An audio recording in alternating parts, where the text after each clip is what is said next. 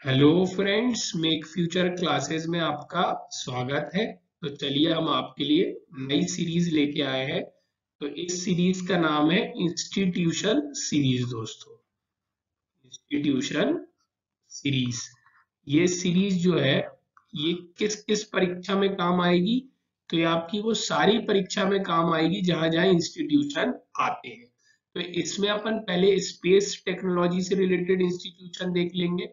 उसके बाद धीरे धीरे हर एक इंस्टीट्यूशन को कवर करते हुए अपनी सीरीज को आगे बढ़ाएंगे दोस्तों। और आप इस सीरीज को जितना ज्यादा प्यार देंगे, मुझे मोटिवेट करेंगे, ये सीरीज उतने दिन तक चलेगी दोस्तों। अब इस सीरीज में क्या महत्वपूर्ण है, तो मैंने ये सीरीज को शॉर्ट में रखा है ताकि आपको सारे फैक्ट कवर हो जाए जो आपकी परीक्षा में प्रीलिम्स और मेंस दोनों के नजरिए से महत्वपूर्ण है दोस्तों। अब इस सीरीज में जैसे हाल ही में आपको पता होगा, जैसे आज अपन इसरो की शुरुआत करेंगे। काय की? इसरो की। आपने देखा होगा कि एमपीपीएससी में इसरो का पूर्ण नाम, फुल फॉर्म पूछ लिया था।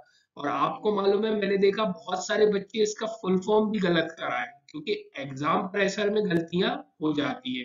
इसलिए आपको रिवीजन अपना ज्यादा से ज्यादा स्ट्रॉन्ग रखना है। तो चलिए सीरीज को शुरू करते हैं और सबसे पहला संस्थान अपना देखते हैं इस सीरीज का, जो कि है इसरो दोस्तों। अब सबसे पहला प्रश्न उठता है कि इसरो का फुल फॉर्म क्या है दोस्तों। तो इसरो का पूर्ण नाम है भारतीय अंतरिक्ष अनुसंधान संगठन। भारतीय अंतरिक्ष अनुसंधान संगठन। आइए अंग्रेजी में भी देख लीजिए, क्योंकि परीक्षा में अंग्रेजी में ही पूछा गया था, इसलिए आपको अंग्रेजी का नाम जानना जरूरी है। Indian space research organisation. Indian space research organisation दोस्तों। अब आपको इस संस्था के बारे में बहुत कुछ इसका नाम ही बता रहा होगा। नाम में ही देखिए आप, इंडियन स्पेस रिसर्च ऑर्गेनाइजेशन। तो आपको मालूम होगा कि भारत का जो अंतरिक्ष विभाग, अंतरिक्ष विभाग है, डिपार्टमेंट ऑफ स्पेस, उसी के अंतर्गत जो है आपका क्या करता है, इसरो काम करता है। अंतरिक्ष विभाग के अंतर्गत दोस्तों, अंतरिक्ष विभाग, डिपार्टमेंट ऑफ स्टेट के अंतर्गत। तो इसरो का काम क्या है? इसरो का काम ये है कि भारत को अंतरिक्ष के क्षेत्र में नई नई रिसर्च करना, विज्ञान और प्रौद्योगिकी मदद से अंतरिक्ष के क्षेत्र में रिसर्च करना और भारत को अग्रणीयता हासिल करवाना दोस्तों। तो इसरो एक प्रमुख अंतरिक्ष अन्वेषण एजेंसी है दोस्तों। अब आगे बढ़ते हैं, सबसे महत्वपूर्ण चीज, तो इसरो का गठन कब हुआ? तो इसरो का गठन 1969 में हुआ दोस्तों, 1969 में। उसके बाद दूसरा बहुत महत्वपूर्ण फैक्ट है कि इसरो का मुख्यालय कहाँ है, क्योंकि आपको मालूम होगा हर संस्था का एक मेन हेडक्वार्टर होता है। तो ऐसे ही इसरो का मुख्यालय जो है दोस्तों कहाँ है? बेंगलुरु में है। तो अब आपके लिए तीन चीजें बहुत महत्वपूर्ण यहाँ से निकली है कि इसरो का फुल फॉर्म क्या है। तो इसरो का फुल फॉर्म है Indian space research organisation. ISRO का गठन कब हुआ? 1969 में। इसरो का मुख्यालय कहाँ है दोस्तों? बेंगलुरु में है। इसरो क्या करता है, इसरो का प्रमुख उद्देश्य क्या है, या इसरो कैसी संस्था है? तो इसरो एक प्रमुख अंतरिक्ष अन्वेषण एजेंसी है दोस्तों, यह संस्था है। इसरो किस मंत्रालय या किस विभाग के अंतर्गत कार्य करता है? तो इसरो अंतरिक्ष विभाग के अंतर्गत कार्य करता है। आइए अब अपन इसरो की थोड़ी सी ऐतिहासिकता को जानने की कोशिश करते हैं दोस्तों। और आपको हमारी ये सीरीज पसंद आए तो लाइक शेयर सब्सक्राइब जरूर कीजिएगा। और हमारे फॉरेस्ट मेंस के और फिजिक्स के अन्य कोर्स को देखने के लिए हमारे चैनल पे या नीचे डिस्क्रिप्शन पर जरूर जाइएगा। और इसकी पीडीएफ आपको टेलीग्राम चैनल से मिल जाएगी। तो आइए अपन अब इसरो की ऐतिहासिकता देखते हैं दोस्तों। तो अब देखिए कि क्या हुआ जब भारत आजाद हुआ। तो भारत के सामने बहुत ज्यादा गरीबी, भुखमरी की समस्या थी। तो उस समय भारत जो है अंतरिक्ष के क्षेत्र के बारे में सोचना या उस पर ज्यादा पैसे खर्च करने का नहीं सोच सकता था दोस्तों। लेकिन फिर भी अपने वैज्ञानिक बहुत दूरदृष्टि रखते थे। उन्होंने बोला कि स्पेस जो है वो आने वाले समय में बहुत महत्वपूर्ण है, इसके लिए विकास करना जरूरी है। तो जैसे तैसे क्या हुआ, धीरे धीरे इसरो का क्या हुआ, विकास चालू हुआ। तो सबसे पहले आप देखिए, सबसे पूर्ववर्ती संस्था इसरो की थी इनकोस पार दोस्तों, इनकोस पार। अब आइए इनकोस पार का अपन फुल फॉर्म देख लेते हैं। तो आप देखिए इसके नाम में बहुत कुछ छुपा है। इनकोस पार में जो आई है, आई से अपन देख सकते हैं इंडियन, एन से नेशनल, सीओ से कमिटी फॉर एसपी से एसपीए से स्पेस रिसर्च। एक और बार रिपीट करता हूं मैं, ध्यान से सुनिए, Indian national committee for space research दोस्तों। तो इसकी शुरुआत हुई थी 1962 में दोस्तों। और इसरो की या अपने इन संस्थानों की संस्थापक या जनक कहा जाता है सबके प्रधानमंत्री पंडित जवाहरलाल नेहरू जी को और विक्रम साराभाई को। विक्रम साराभाई को आप जानते होंगे, नहीं जानते तो मैं आगे कभी उन पे भी चर्चा करूंगा। अभी हाल ही में एक वेब सीरीज आई थी रॉकेट बॉयज, उसको आप जरूर देखिएगा, उसमें आपको विक्रम साराभाई और बाबा जी के बारे में बहुत सारी जानकारी प्राप्त होगी और आपकी परीक्षा के लिए भी महत्वपूर्ण होगा और आपका एंटरटेनमेंट भी हो जाएगा। तो चलिए, तो मैं कहा था ऐतिहासिकता पे। तो सबसे पुरानी संस्था इसरो की कौन सी हो गई? इनकोस पार दोस्तों, उसका फुल फॉर्म और गठन मैंने आपको बता दिया। अब आगे बढ़ते हैं और देखते हैं इसरो के उद्देश्य क्या है। तो देखिए, इसरो के बहुत सारे उद्देश्य हैं और हर आदमी का सबसे महत्वपूर्ण या किसी भी देश की सरकार का या कोई भी विभाग का एक महत्वपूर्ण उद्देश्य होता है अपने समाज का विकास, अपने देश का विकास। अब इसरो क्या करता है? तो आपको मालूम होगा कि जैसे ये अपनी पृथ्वी है और ये पृथ्वी है, अब पृथ्वी के ऊपर क्या है? अंतरिक्ष है। तो अपने चारों तरफ अपन क्या करते हैं? बहुत सारे उपग्रह को प्रक्षेपण करते हैं। उपग्रह का क्यों प्रक्षेपण करते हैं? तो पृथ्वी के चारों ओर अपन अर्थ ऑब्जर्वेशन सैटेलाइट प्रक्षेपित करते हैं जो अर्थ पर नजर रखती है। क्यों नजर रखती है? क्योंकि आपको मालूम है कि अर्थ पर नजर रख के अपन मौसम की जानकारी या मौसम का पूर्वानुमान लगा सकते हैं। इससे क्या, बहुत सारी आपदा, चक्रवात, इनसे अपन बचाव कर सकते हैं। कृषकों को अपन बारिश कब आएगी इसकी जानकारी दे सकते हैं। इन्हीं उपग्रहों के माध्यम से आपको मालूम है कि सैटेलाइट कम्युनिकेशन के बहुत सारे उपग्रह होते हैं जिनके माध्यम से अपन दूरस्थ क्षेत्रों में शिक्षा, दूरस्थ क्षेत्रों में स्वास्थ्य, इन सब की जानकारी या इन सब को पहुंचा सकते हैं। क्योंकि आपको मालूम है भारत बहुत बड़ा देश है, बहुत सारी जगह क्या है आज भी जाना उतना आसान नहीं है या बहुत सारे डॉक्टर वहां तक अपनी पहुंच नहीं रखते। लेकिन अपन क्या करेंगे? ऑनलाइन एजुकेशन या ऑनलाइन क्या करेंगे? चिकित्सा को बढ़ावा देंगे, उन क्षेत्र के लोगों को भी कवर कर सकते हैं। और अपनी सरकार का महत्वपूर्ण उद्देश्य लोक कल्याण ही है, तो इस तरीके से अपन लोक कल्याण को बढ़ावा दे सकते हैं। तो इसरो बेसिकली क्या करता है? अंतरिक्ष प्रौद्योगिकी का विकास तथा विभिन्न राष्ट्रीय आवश्यकताओं में उनका उपयोग करना दोस्तों। तो इसरो का काम ये है कि नए नए उपग्रह या नई नई रिसर्च करना और उन उपग्रह के माध्यम से किस तरीके से अपने राष्ट्र की आवश्यकता, आवश्यकता क्या है अपने राष्ट्र की? शिक्षा, स्वास्थ्य, आपदा, मतलब मानव जीवन को बेहतर बनाना या मानव जीवन जैसी बहुमूल्य चीज को बचाना। इसके लिए इसरो क्या करता है? रिसर्च करता है। अब इसरो इसके क्या करता है? रिसर्च। तो आपको मालूम होगा बहुत सारे उपग्रह जो है इसरो क्या करता है? अंतरिक्ष में या पृथ्वी के चारों तरफ प्रक्षेपित करता है। आइए अब अपन आगे उसके विस्तार से पढ़ते हैं और कुछ उपग्रह को देखने की कोशिश करते हैं। तो अब देखिए, छठे पॉइंट पे पहुंच गए। तो देखिए, अभी तक मैं आपको क्या क्या बता चुका हूँ। मैंने आपको इसरो का फुल फॉर्म बता दिया। इसरो की स्थापना 1969 में हुई थी। इसरो का मुख्यालय बेंगलुरु में है। इसरो की पूर्ववर्ती संस्था इनकोस्पार है। इनकोस्पार का फुल फॉर्म मैंने आपको बता दिया, इंडियन नेशनल कमिटी और स्पेस एंड रिसर्च, है ना, अंतरिक्ष अनुसंधान के लिए राष्ट्रीय समिति।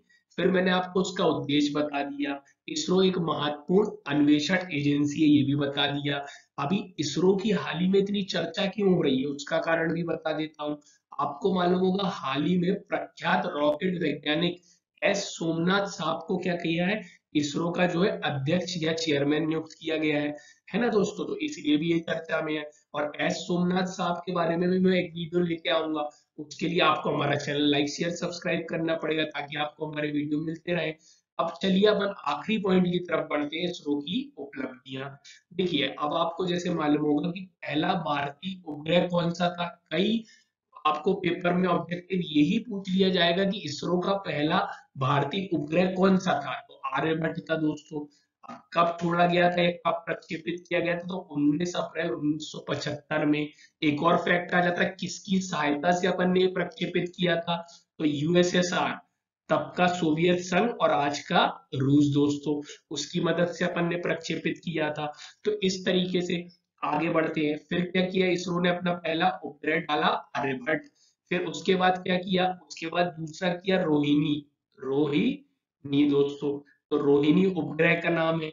अब रोहिणी उपग्रह को याद रखना इसलिए जरूरी है क्योंकि रोहिणी उपग्रह को अपन ने जिस गाड़ी के माध्यम से भेजा था, जैसे आप दिल्ली से मुंबई जाते हैं तो किसी गाड़ी में बैठ के जाते हैं, इसी तरीके से ये जो उपग्रह है, जब चंद्रमा के पास या चंद्रमा के पास जाते हैं या मून के पास, सॉरी, चंद्रमा के पास जाते हैं या मार्स में जाते हैं, तो चंद्रमा मार्स में पहुंचने के लिए उनको बहुत सारा सफर तय करना पड़ता है, तो वो जिस गाड़ी में बैठ के जाते हैं उस गाड़ी को क्या कहते हैं, प्रक्षेपण यान। तो रोहिणी को याद इसलिए रखना जरूरी है, जिस गाड़ी में बैठ के गया था उसका नाम था satellite launch vehicle 3, satellite launch vehicle 3। और ये गाड़ी जो है इसरो ने खुद बनाई थी, अपने घर में बनाई गई थी, स्वदेशी रूप से निर्मित क्या था, ये प्रक्षेपण यान था दोस्तों। फिर इसके बाद इसरो ने क्या किया, PSLV, polar satellite launch vehicle. तो पोलर सैटेलाइट लॉन्च व्हीकल में ही नाम छुपा है, ये ऐसी गाड़ी है जो ध्रुवों के आसपास उपग्रह को स्थापित करती है। फिर जियो सिंक्रोनस सैटेलाइट लॉन्च व्हीकल, ये ऐसी गाड़ी है जो भूस्थैतिक कक्षा में क्या करती है, उपग्रह को पहुंचाती है। अब भूस्थैतिक कक्षा क्या होती है, ध्रुवीय कक्षा क्या होती है, इसको मैं आगे आपको विस्तार से बताऊंगा। अभी मैंने आपके लिए शॉर्ट और संक्षेप में रखा है ताकि आपको ज्यादा से ज्यादा चीजें याद हो जाए और आपके परीक्षा निकलने की संभावना बढ़ जाए। आइए देखते हैं, तो कहाँ थे अपन, तो अपन ने देखा पहला भारतीय उपग्रह आर्यभट्ट था, याद कर लीजिए, 19 अप्रैल 1975 को छोड़ा गया था, यूएसएसआर की सहायता से छोड़ा गया था। फिर अपन आए थे रोहिणी में। रोहिणी क्या था, तो रोहिणी भी एक उपग्रह था। इसको याद रखना क्यों जरूरी है, क्योंकि ये स्वदेश निर्मित प्रक्षेपण यान से छोड़ा गया था। प्रक्षेपण यान क्या होता है, तो वो एक गाड़ी है जो SLV-3 नाम था जिसका। फिर आगे अपन ने और गाड़ी बनाई, PSLV, GSLV। ये गाड़ियां क्या करती हैं, तो ये गाड़ियां उपग्रह को लेके जाती हैं। उपग्रह क्या करता है, तो अपने पृथ्वी के सुदूर संवेदन का कार्य करता है, उसको सेंस करके जानकारी देता है, या अपने को बहुत सारी सैटेलाइट कम्युनिकेशन प्रदान करता है। जैसे आपके यहाँ जो DTH आते हैं, वो GSLV की मदद से शिक्षा का, स्वास्थ्य का, दूरस्थ क्षेत्रों में पहुंच प्रदान करता है दोस्तों। फिर अपन आगे बढ़ते हैं और चीजों को देखने की कोशिश करते हैं। फिर आपको मालूम होगा हाल ही में भारत ने अपना स्वदेशी रूप से निर्मित वैश्विक नौवहन प्रणाली बनाई है। जैसे आप मोबाइल में GPS चलाते हैं, किसी जगह आपको जाना होता है तो एड्रेस डाल के GPS के माध्यम से आप जाते हैं और जगह पे पहुंच जाते हैं। तो वो GPS जो है वो USA का है। भारत ने अपना खुद का क्या बनाया है, IRNSS, Indian regional navigation satellite system. Indian regional navigation satellite system. इसी तरीके से अपन ने गगन बनाया है। गगन क्या करता है, जो अपने जहाज है उनको रास्ता बताता है। जैसे अपन गाड़ी से जाते हैं अपनी बाइक से, GPS में जगह पे पहुंच जाते हैं, इसी तरीके से कभी कोई जहाज को आना होता है तो उसको जगह बताने वाले का नाम क्या है, गगन है। इसी तरीके से गगन एरोप्लेन की में भी सहायता करता है ताकि दुर्घटना ना हो। फिर अपन ने मार्स ऑर्बिटर मिशन, तो आप सभी जानते होंगे, मॉम मंगलयान 1, अभी मंगलयान 2 की चर्चा चल रही है, आगे आगे आगामी वर्षों में आएगा। तो मंगलयान 1 को जब भारत ने प्रक्षेपित किया था तो एक बार में कर दिया था, और इसी में भारत क्या हो गया था, ऐसा चौथा देश हो गया था जिसने ये प्रक्षेपित किया था। फिर आप चंद्रयान 1, चंद्रयान 2 की चर्चा सुनते होंगे। चंद्रयान 1 गया था जो जिसमें सिर्फ ऑर्बिटर गया था, फिर आगे चंद्रयान 2 गया था। चंद्रयान 2 में ऑर्बिटर भी गया था, लैंडर भी गया था, रोवर भी गया था दोस्तों। और विक्रम लैंडर से अपना संपर्क टूट गया था, इसलिए आंशिक सफल रहा। अब चंद्रयान 3 की बात चल रही है, शुक्र ग्रह पे जाने के लिए शुक्रयान की बात चल रही है। फिर आगामी आने वाले दिनों में, अभी आपको पता है अमेजोनिया 1 भी इसरो ने दागा था। तो इस तरीके से अपन अन्य उपग्रह को दागते रहते हैं। इनसे क्या फायदे होते हैं, तो इनसे समाज का विकास होता है, भारत की अंतरिक्ष के क्षेत्र में बढ़त होती है, भारत का नाम होता है, भारत का विकास होता है, भारत से आने आजू बाजू के देश जो है अपने उपग्रह को छुड़वाते हैं, तो इनसे अपन को आर्थिक मदद भी होती है, इनसे अपने देश की सीमा की सुरक्षा भी होती है। जैसे आपको पता है IRNSS जो है अपने आसपास के 1500 किलोमीटर पर नजर रखता है, ताकि क्या हो, कल को कोई युद्ध वगैरह में अपन को ये दूसरे देशों से आ रही सेना की जानकारी दे सकता है। तो इस तरीके से बहुत सारे अनगिनत फायदे होते हैं दोस्तों। तो इस तरीके से अपना इसरो कंप्लीट होता है। आप इस सीरीज को जितना पसंद करेंगे, मोटिवेट करेंगे, सीरीज चलती जाएगी। तो आपको ये वीडियो पसंद आया हो तो जरूर इसको ज्यादा से ज्यादा प्रमोट करिए। तो अपना इसरो खत्म होता है, एक बार और रिवाइज करा देते हैं। इसरो का full form Indian space research organisation है। इसका गठन 1969 में हुआ था। इसरो का मुख्यालय बेंगलुरु में है। इसरो एक प्रमुख अंतरिक्ष अन्वेषण एजेंसी है जो अंतरिक्ष विभाग के अंतर्गत कार्य करती है। उसके बाद इसकी पूर्ववर्ती संस्था इनकोस्पार है। इनकोस्पार की स्थापना 1962 में हुई थी। इसका उद्देश्य क्या है? अंतरिक्ष के क्षेत्र में ज्यादा से ज्यादा रिसर्च करना और समाज का विकास करना या राष्ट्र की आवश्यकताओं को पूरा करना। फिर इसकी उपलब्धियों में पहला उपग्रह आपको बिल्कुल याद रखना है, भूलना नहीं है, आर्यभट्ट है जो 1975 में गया था। फिर उसके बाद आपको रोहिणी नहीं भूलना क्योंकि वो पहला स्वदेशी निर्मित गाड़ी से गया था, और गाड़ी का नाम क्या था? प्रक्षेपण यान का नाम सैटेलाइट लॉन्च व्हीकल 3। फिर अपन ने क्या बनाया? PSLV, GSLV. फिर आपको याद रखना है अपन ने अभी अपना वैश्विक नौवहन प्रणाली बनाया आईआरएनएसएस। फिर गगन याद रखना है, मार्स ऑर्बिटर मिशन याद रखना है, चंद्रयान 1, चंद्रयान 2, शुक्रयान। तो इस तरीके से अपना लेक्चर कंप्लीट या अपना वीडियो कंप्लीट होता है। चलिए, thank you, thanks for watching दोस्तों।